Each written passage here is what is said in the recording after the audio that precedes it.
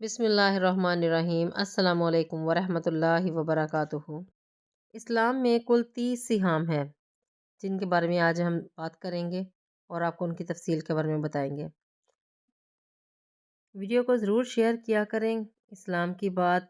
آپ پر تب تک فرض ہے جب تک آپ دوسروں کو بتا نہیں دیتے۔ اس کو زیادہ سے زیادہ شیئر کیا کریں تاکہ دوسرے تک یہ معلومات جا سکے۔ حضرت سعید بن جبیر رحمۃ اللہ علیہ السلام فرماتے ہیں کہ تم کو شیطان اللہ تعالیٰ کے ساتھ دھوکے میں نہ ڈالے کا مطلب یہ ہے کہ تم گناہ کرتے رہو اور اللہ تعالیٰ سے مغفرت کی آرزو کرتے رہو، یعنی حق تعالیٰ شانہ سے مغفرت طلب کرنے کا منہ جب پختہ طور پر گناہوں سے توبہ کرو، گناہ نہ کرنے کا پکا ارادہ کرو، پھر اللہ تعالیٰ سے گزشتہ گناہوں کی مغفرت چاہو۔ اور یہ حماقت ہے کہ دن بھر گناہوں سے منہ کالا کرتے رہو اور زبان سے کہتے رہو کہ یا اللہ تو معاف کر، جیسا کہ سورۃ احزاب کی سورت کا ترجمہ ہے۔ تم اپنی بیویوں سے بھی دو ٹوک صاف صاف بات کہہ دو کہ اگر تم کو دنیاوی زندگی اور اس کی زیب و زینت چاہیے تو آؤ میں تم کو کچھ دنیاوی مال و متاع یعنی کہ مہر نقطہ وغیرہ دے دوں اور تم کو خوبی اور خوش دلی کے ساتھ طلاق دے کر رخصت کر دوں۔ اور اگر تم اللہ تعالیٰ کی رضا کو اور اس کے رسول صلی اللہ علیہ وسلم کے نکاح میں تنگی اور فکر و فاقہ کے ساتھ رہنے کو اور آخرت کے عالی درجوں کو چاہتی ہو تو یہ دل نشین کر لو کہ تم میں سے نیکی کرنے والیوں کے ساتھ اللہ تعالیٰ نے بہت بڑا اجر و ثواب تیار کر رکھا ہے، اور جتنی زیادہ نیکی کرے گی اتنا ہی زیادہ اجر و ثواب پائے گی۔ پھر ایک اور حدیث میں فرمایا ہے، اے لوگو اچھی طرح سمجھ لو، خوب دل میں جما لو کہ بے شک اللہ تعالیٰ کا وعدہ سچا ہے۔ ایسا نہ ہو کہ یہ دنیاوی زندگی تم کو دھوکے میں ڈال دے، اور ایسا نہ ہو کہ دھوکہ باز شیطان تم کو اللہ تعالیٰ سے دھوکے میں ڈال دے کہ اس کے دھوکے میں اگر تم اللہ جل شانہ سے بے فکر ہو جاؤ۔ حضرت سعید بن خبیر رضی اللہ عنہ اس کی تفسیر میں فرماتے ہیں کہ دنیا کا دھوکہ میں ڈالنا یہ ہے کہ اس میں مشغول ہو کے آخرت کی تیاری سے غافل ہو جاؤ، اور شیطان کا دھوکہ یہ ہے کہ گناہ کرتے رہو اور اللہ تعالیٰ سے مغفرت کی تمنا کرتے رہو۔ فرعون کے خاندان کے اس مومن شخص نے جس نے اپنے ایمان کو مخفی کر رکھا تھا، اپنی برادری کو نصیحت کرتے ہوئے کہا، اے قوم، یہ دنیاوی زندگی محض چند روز ہے اور اصل ٹھہرنے کی جگہ تو آخرت کی ہے۔ جو شخص آخرت کی کھیتی کا طالب ہو، یعنی جیسا کھیتی کے لیے بیج بویا جاتا ہے پھر اسی کو پانی وغیرہ دیا جاتا ہے تاکہ پھل پیدا ہو، اسی طرح وہ آخرت کی کھیتی کرنا چاہتا ہے، اس کے لیے بیج ڈال کر اس کی پرورش کرتا ہے ایمان سے اور اعمال صالحہ سے، ہم اس کے لیے اس کی کھیتی میں ترقی دیں گے۔ اور جو دنیا کی کھیتی کا طالب ہو کہ ساری کوشش اسی زندگی پر خرچ کر دیے تو ہم اس کو دنیا میں سے کچھ دے دیں گے، اور ایسے شخص کا آخرت میں کچھ حصہ نہیں ہے۔ پھر ارشاد فرمایا گیا ہے کہ پس جو کچھ تم کو اس دنیا میں دیا گیا وہ محض چند روز زندگی کے برتنے کے لیے ہے، بہت جلد فنا ہو جانے والا ہے، اور آخرت میں جو کچھ اللہ تعالیٰ کے پاس ہے وہ بدر جہاں بہتر اور پائیدار ہے۔ وہ ان لوگوں کے لیے ہے جو ایمان لائے، اپنے رب پر ہی توکل کرتے رہے، اور جو کبیرہ گناہ سے اور بے حیائی کی باتوں سے احتراز کرتے ہیں، اور جب ان کو غصہ آتا ہے تو معاف کر دیتے ہیں۔ اور یہ وہ لوگ ہیں جنہوں نے اپنے رب کا کہنا مانا اور نماز کو قائم کیا، اور ان کا ہر محتمم بشان کام آپس کے مشورے سے ہوتا ہے۔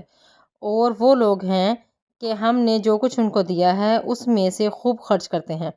اور جو ایسے منصف مزاج ہیں کہ اگر ان پر ظلم ہو اور ان کو بدلہ لینے کی ضرورت پڑے تو برابر کا بدلہ لیتے ہیں، یہ نہیں کہ ان کے بدلے میں دو اور کسی کا بدلہ کسی سے لے۔ علماء نے لکھا ہے کہ ان آیات میں بعض اہم امور اور خصوصی اوصاف کے ساتھ اشارہ کرتے ہوئے چاروں خلفائے راشدین کی طرف ترتیب خلافت سے نمبر وارشہ اشارہ ہے۔ اور سورۃ زخرف میں لکھا ہے، اور آپ کے رب کی اس سے بدر جہاں بہتر ہے جس دنیا کو یہ لوگ جمع کرتے ہیں۔ اس کے بعد دنیاوی زیب و زینت کی چند باتیں ہیں جو ابھی کرتے ہیں اس میں، اور سورۃ زخرف کی ایک اور آیات ہے، اوپر سے سونے چاندی کی چھتوں اور دروازوں وغیرہ کے ذکر کے بعد ارشاد ہے،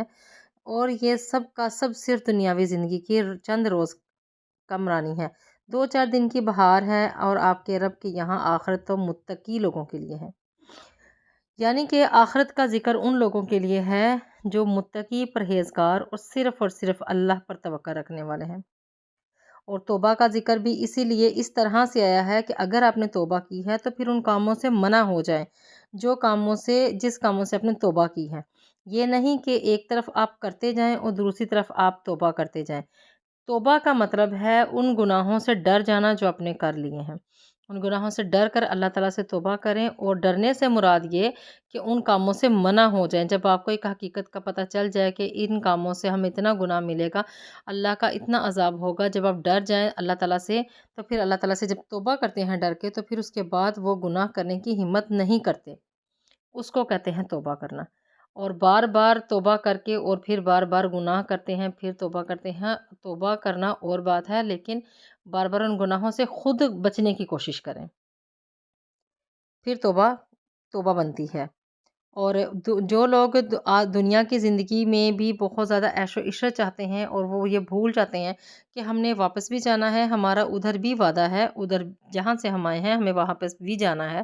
وہ یہ لوگ جو ہیں یہاں کی زندگی میں یہ بھول جاتے ہیں کہ ہمیں واپس بھی جانا ہے۔ وہ آگے سے آگے خواہشات میں بڑھتے جاتے ہیں۔ خواہشات کبھی انسان کی پوری نہیں ہوتی، کبھی ختم نہیں ہوتی، جیسا کہ حضور پاک صلی اللہ علیہ وسلم کا ارشاد ہے کہ سمندر کی گہرائی کا انسان اندازہ نہیں لگا سکتا۔ دو سمندر بھی انسان کے پاس سونے سے بھر جائیں تو وہ پھر بھی تیسرے کی خواہش کرے گا۔ انسان کی خواہش اس طرح سے ہوتی ہے، تو خواہشوں کو کم کریں۔ اگر زیادہ جو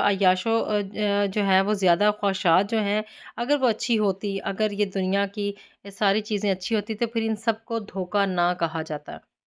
دنیا کی زندگی کو دھوکہ کہا گیا ہے۔ دھوکے سے آپ کو اس چیز کا علم ہوگا کہ دھوکہ صرف نظر آنے والی چیز ہے، حقیقت نہیں ہے۔ اور ایسا ہی ہے، یہ دنیا جو نظر آ رہی ہے وہ حقیقت نہیں ہے، یہ صرف ایک دھوکہ ہے۔ اس میں زیادہ سے زیادہ ہمیں بچنا چاہیے، اور اسی چیز کے بارے میں اللہ پاک نے قرآن پاک میں بار بار فرمایا ہے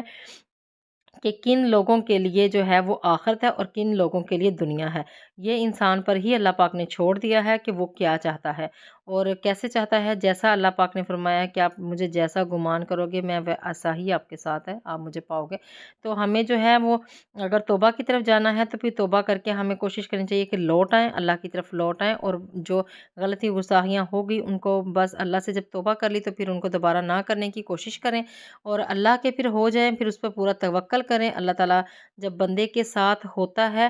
تو اس کو کسی اور چیز کی ضرورت ہی نہیں ہوتی، اور جب وہ مشکلات میں ہوتا ہے تو اللہ تعالیٰ آسانیوں کے راستے نکال دیتا ہے۔ اور پھر سب سے بڑی دولت اللہ تعالیٰ عطا کرتے ہیں جب آپ کے دلوں کو سکون ملتا ہے۔ یہ بڑی خوبصورت چیز ہے، اور جن لوگوں کے دلوں کو سکون ہے وہ اس چیز کو محسوس کر سکتے ہیں کہ اللہ تعالیٰ سب سے پہلے کتنی بڑی نعمت سے نوازتا ہے جب انسان اللہ سے سچی توبہ کرتا ہے اور پھر اللہ کی طرف لوٹ آتا ہے، اور اسے سب سے پہلا انعام ملتا ہے کہ اس کے دل کو سکون ملتا ہے۔ ٹھیک ہے، جب انسان اللہ کے سامنے رو رو کے اپنے ساری باتیں کھول کے رکھ دیتا ہے، اپنی غلطی گستاخیاں اپنے گناہوں کو سب کو رکھ دیتا ہے، تو پھر اللہ تعالیٰ اس کو اس چیز سے نوازتا ہے کہ اس کے دل کو بہت زیادہ سکون عطا فرماتا ہے، اور سب سے قیمتی چیز یہی ہے۔